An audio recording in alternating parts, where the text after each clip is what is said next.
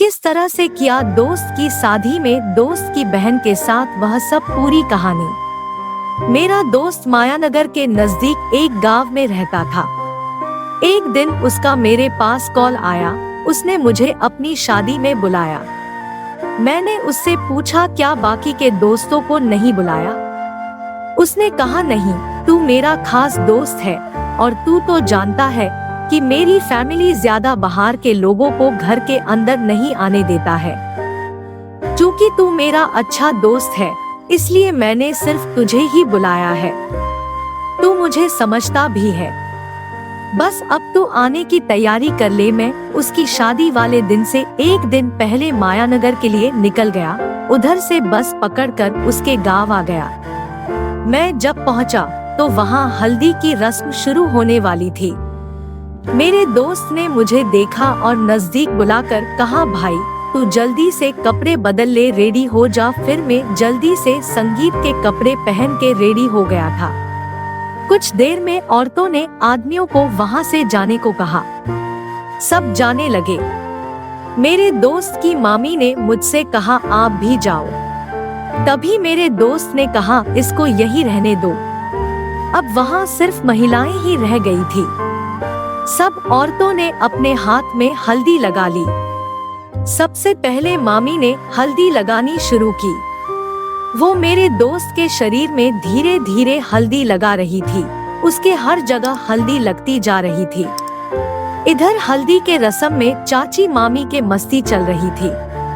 उस दिन रात में जब मैंने नैना को पहली बार देखा, मैंने तभी सोच लिया था कि इसको एक बार जरूर गर्लफ्रेंड बनाना चाहिए।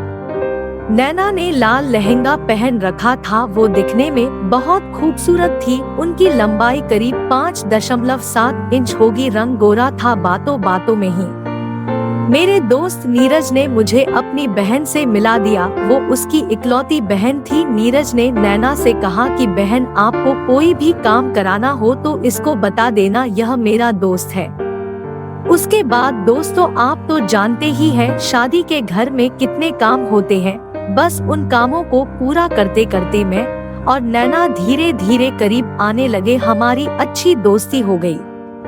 मैं भी नैना से मजाक करने लगा। नैना से मजाक में ही कहा कि अगर आप बुरा ना मानो तो आई आपसे एक बात कह सकता हूँ। नैना बोली, तुम्हें जो बोलना है बेफिक्र बोलो। मैंने कहा, आप इस लहंगे में बहुत खूबसूरत लग रही है, काश आप मेरी पत्नी होती।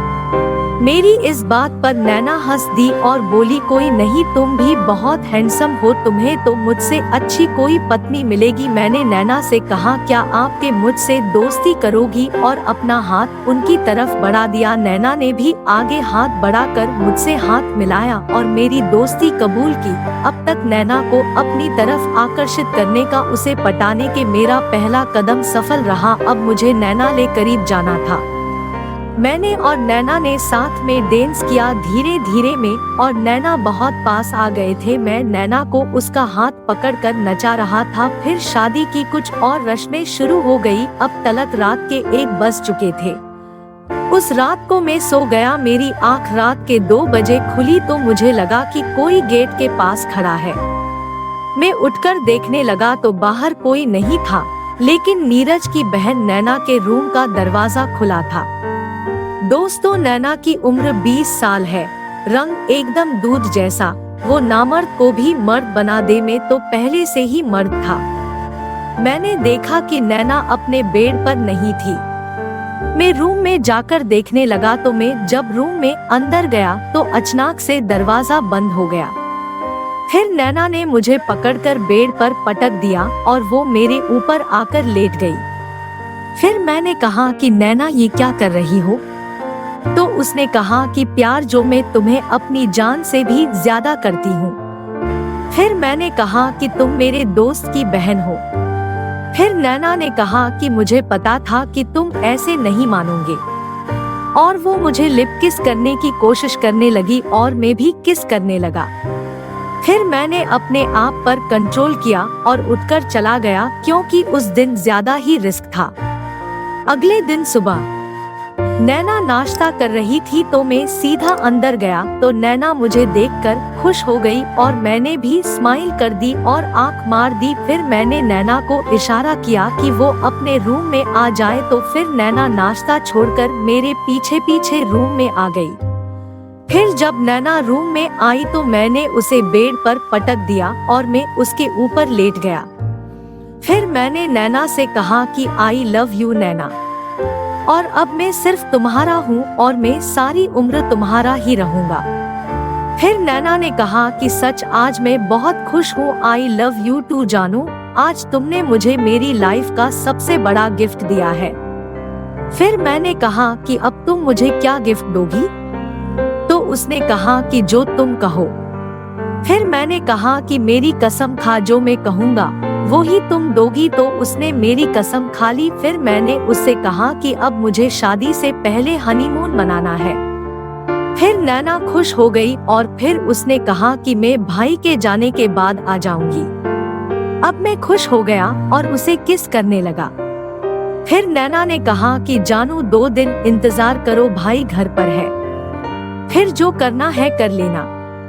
उसने सफेद टॉप और काली जीन्स पहन रखी थी जिसमें उसका फिगर कमाल का लग रहा था। 2 दिन बाद जब दोस्त की शादी हो गई थी उसके बाद नैना और मैं काफी बातें करने लगे। फिर मैं नैना को बेडरूम में ले गया और हम लिप किस करने लगे और अब वो भी मेरा साथ दे रही थी। फिर 15 मिनट की किस के बाद अब वो गर्म होने लगी थी। हम दोनों एक दूसरे के ऊपर टूट पड़े। कभी वो मेरे ऊपर आकर किस करने लगती तो कभी मैं उसे किस करने लगता। कुछ टाइम के बाद उसे भी मजा आने लगा।